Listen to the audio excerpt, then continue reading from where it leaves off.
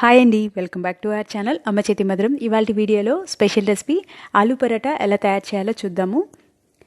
100% గోధుమ పిండితోటి మైదా యాడ్ చేసుకోకుండా పర్ఫెక్ట్గా మనకి అదే టేస్ట్లో ఉండేలాగా నోట్లో పెట్టుకుంటే కరిగిపోయేలా ఉండే ఆలూ పరాటాని ఇవాళ వీడియోలో చూసేద్దాము. మీకు నా రెసిపీస్ కనుక నచ్చినట్లయితే మర్చిపోకుండా అమ్మ చేతి మధురం ఛానల్ని సబ్స్క్రైబ్ చేయండి. మిక్సింగ్ బౌల్ తీసుకొని 2 కప్పుల వరకు గోధుమ పిండి యాడ్ చేసుకుందాము. 1/2 టీ స్పూన్ వరకు సాల్ట్ కూడా యాడ్ చేసుకుందాము. పూరీలో కానీ చపాతీలో కానీ కొంచెం సాల్ట్ యాడ్ చేసుకుంటే మనకి రుచిగా ఉంటాయి. ఎక్కువ సాల్ట్ యాడ్ చేసుకొని అవసరం లేదు. ఒకసారి చేత్తో బాగా మిక్స్ చేసుకున్న తర్వాత కొంచెం కొంచెంగా వాటర్ యాడ్ చేసుకుంటూ కలుపుకోవాలి. వాటర్ ఒకేసారి యాడ్ చేసుకుంటే జారుగా అయ్యే ఛాన్స్ ఉంటుంది కాబట్టి కొంచెం కొంచెంగా చెక్ చేసుకుంటూ యాడ్ చేసుకోవాలి. పిండిని మరీ సాఫ్ట్గా కాకుండా అలానే గట్టిగా కాకుండా కొంచెం గట్టిగా కలుపుకుంటే సరిపోతుంది. 1 టేబుల్ స్పూన్ వరకు ఆయిల్ కూడా యాడ్ చేసుకొని కలుపుకుంటే సాఫ్ట్గా ఉంటుంది. అరగంట పాటు క్లాత్తో కవర్ చేసుకొని పక్కన పెట్టుకుందాము. బాగా సాఫ్ట్గా అవుతుంది. మసాలా కోసం వెల్లుల్లి రెబ్బలు, కొంచెం ఎక్కువగా కొత్తిమీర, కొంచెం అల్లం ముక్కలు, 5 నుంచి 6 వరకు పచ్చిమిర్చి ముక్కలు కూడా యాడ్ చేసుకుంటున్నాను. వీటిల్ని మిక్సీ జార్లోకి ట్రాన్స్ఫర్ చేసుకొని కోర్స్ లాగా గ్రైండ్ చేసుకోవాలి. మరి పేస్ట్లా అవసరం లేదు. ఇలా ఉంటేనే ఆలూ కర్రీ అనేది చాలా టేస్టీగా ఉంటుంది. 4 మీడియం సైజ్ ఆలూని కుక్కర్లో యాడ్ చేసుకొని కొంచెం సాల్ట్, వాటర్, పసుపు యాడ్ చేసి బాగా ఉడికించుకున్న తర్వాత మ్యాష్ చేసి పెట్టుకున్నాను. ఫ్రైయింగ్ ప్యాన్ తీసుకొని 2 నుంచి 3 స్పూన్ల వరకు ఆయిల్ యాడ్ చేసుకుందాము.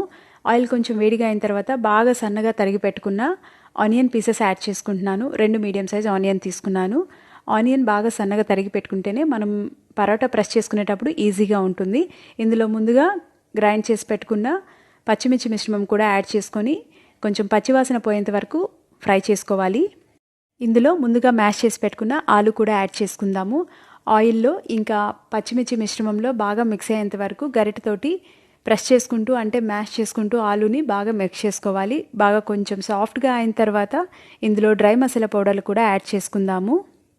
1/2 టీ స్పూన్ వరకు చాట్ మసాలా యాడ్ చేసుకుంటున్నాను. 1 స్పూన్ పెప్పర్ పౌడర్, 1/2 స్పూన్ వరకు జీరా పొడి, 1/2 స్పూన్ ధనియా పొడి, రుచి తగినంత సాల్ట్ యాడ్ చేసుకుందాము. మీకు నచ్చితే గరం మసాలా కూడా యాడ్ చేసుకోవచ్చు.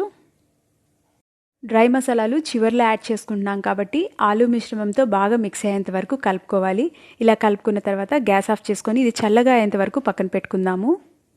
ఆలూ కర్రీ బాగా చల్లగా అయిన తర్వాత మీడియం సైజ్ బాల్స్ లాగా ప్రిపేర్ చేసుకుందాము. మనం చపాతీ పిండి ఏ క్వాంటిటీలో ఏ సైజులో తీసుకుంటున్నామో అదే సైజులో మనం ఈ కర్రీని కూడా బాల్స్ లాగా ప్రిపేర్ చేసి పెట్టుకోవాలి. 2 ఈక్వల్గా ఉంటే మనకి పరోటాలో కర్రీ కూడా కంప్లీట్గా స్ప్రెడ్ అవుతుంది.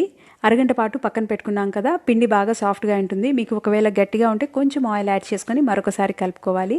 ఇలా మీడియం సైజ్ చపాతీ ఉండల్లాగా ప్రెస్ చేసుకున్న తర్వాత 2 పక్కల గోధుమ పిండి అప్లై చేసుకొని బొటనవేలుతో ఒత్తుకుంటూ కప్ షేప్లోకి తెచ్చుకోవాలి.